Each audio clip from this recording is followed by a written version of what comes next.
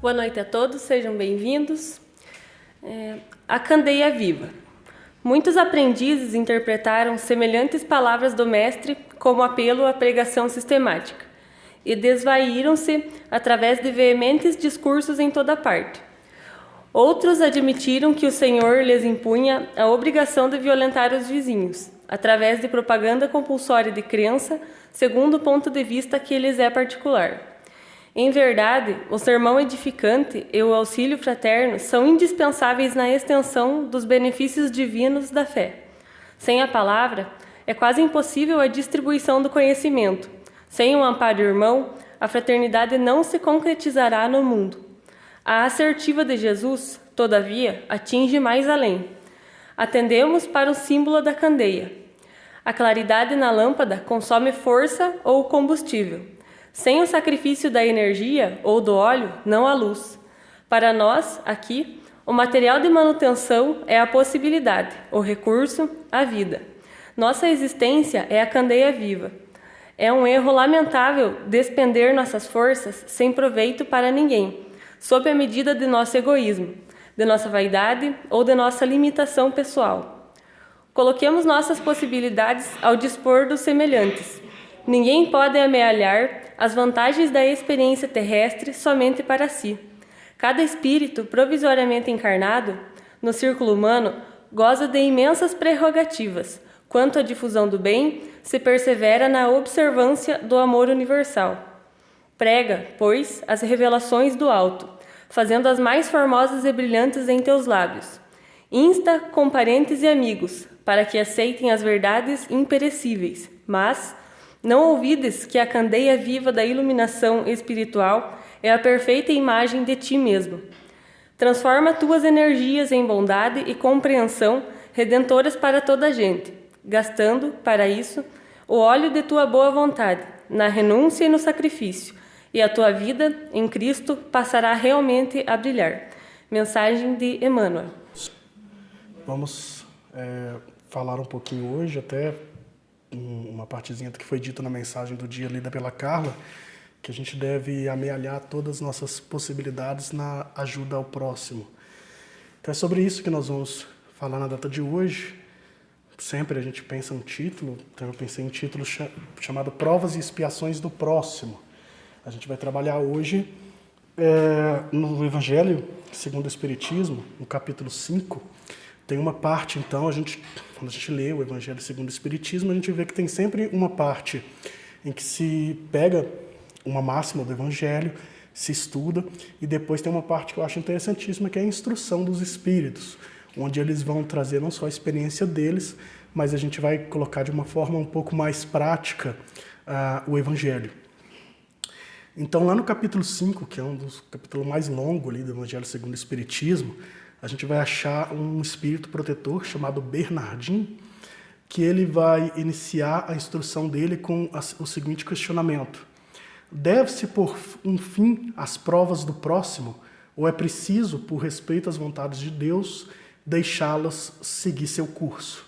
E eu achei esse tema bem interessante para a gente tratar hoje, quando a gente vê tanta coisa, né? A gente, principalmente eu, trabalho com a questão de interpretação de texto, e como a gente vê hoje tanta gente, talvez de forma egoística, pegando textos, inclusive textos bíblicos, interpretando ao seu bel prazer, desvirtuando completamente a mensagem que é trazida por esse texto bíblico. Recentemente eu vi uma postagem no Facebook que era uma coisa absurda. A pessoa postou, eu vou trazer aqui porque chega a ser anedótica essa questão, ela postou que Deus era a favor da violência, que a gente tinha que bater ou matar nossos inimigos, porque se Deus não fosse a favor da violência, ele não teria dado armas para os arcanjos. Então, se ele deu armas para os arcanjos, é porque ele é a favor da violência.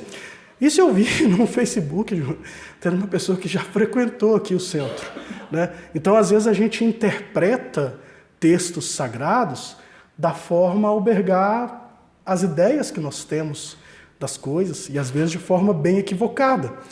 E eu trouxe exemplo aqui para a gente iniciar, e falando inclusive que sobre quem eu vi essa postagem já frequentou bastante aqui o centro, para mostrar que isso não é só em outras religiões, né? Às vezes na minha cabeça vem, a gente pensa em tantos pastores, em tantas escolas religiosas, que às vezes a gente olha e fala, nossa, como está enganando as pessoas, mas no próprio movimento espírita, a gente também às vezes deturpa algum sentido dos ensinos para a gente albergar ideias egoísticas ou pré-concebidas que a gente tem. E não fica diferente com o Evangelho segundo o Espiritismo. Por que o Bernardinho coloca essa questão? A gente sabe que um dos postulados assim, da doutrina espírita é que a gente sofre, a gente planta e depois a gente colhe tudo aquilo que a gente plantou. E a gente vive num mundo de provas e expiações, então muitas vezes tribulações que a gente passa aqui nesse orbe, quando a gente está encarnado, são frutos de más escolhas que nós fizemos em nossa conduta pretérita, seja nessa vida ou seja numa vida anterior. E tem sido comum, hoje a gente vê isso, mas isso desde a época que foi feito ali o Evangelho segundo o Espiritismo, e desde que Kardec recebeu essas comunicações, já que Bernardinho ele coloca isso desde aquela época, algumas pessoas começaram, olha, meu semelhante ele está sofrendo ali, só que não vou fazer nada para ajudar ele, porque é a expiação dele, é o karma que ele tem que passar. Por que eu vou ajudar ele a se melhorar se ele está passando fome? Deixa ele passar fome, é o karma dele, ele está pagando aquilo que ele colheu lá. Não é por aí. E acreditem, a gente vê isso até hoje, seja dentro do movimento espírita, seja dentro de outras escolas religiosas.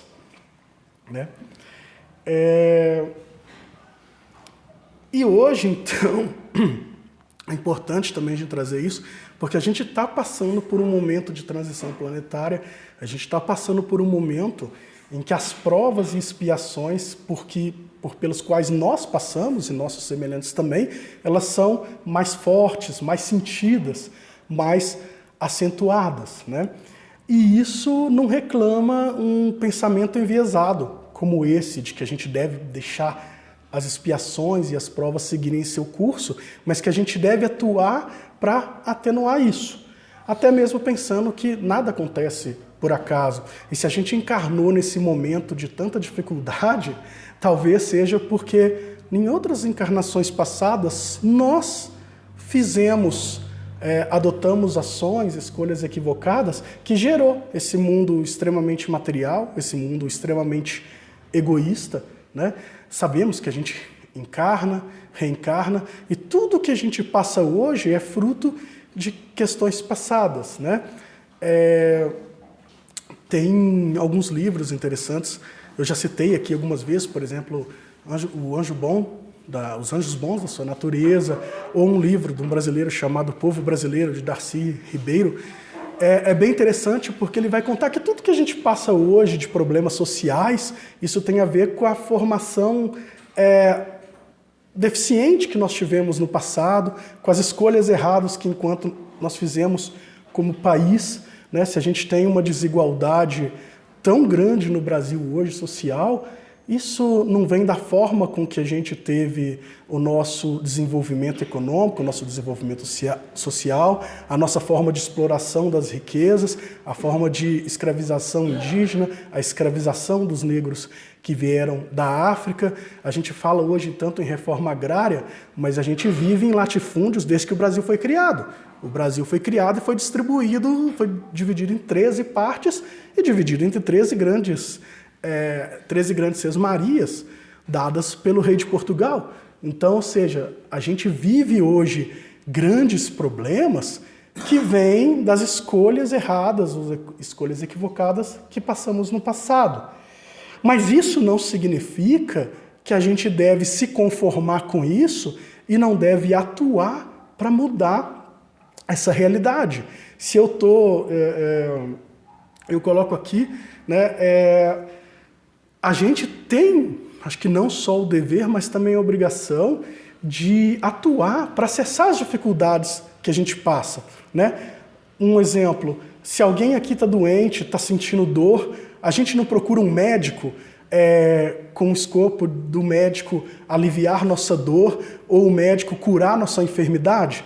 Isso é aliviar nossa dor, né? A gente, muitas vezes, essa doença, e a gente sabe que as doenças externadas pelo corpo, elas têm um fundo espiritual, elas vêm de condutas, elas vêm de coisas que vivemos no passado que ficaram gravadas no nosso perispírito e isso externaliza em nosso corpo físico. Ainda assim, a gente não busca um socorro médico para mitigar isso, né? Então, assim, se a gente fosse seguir esse raciocínio de que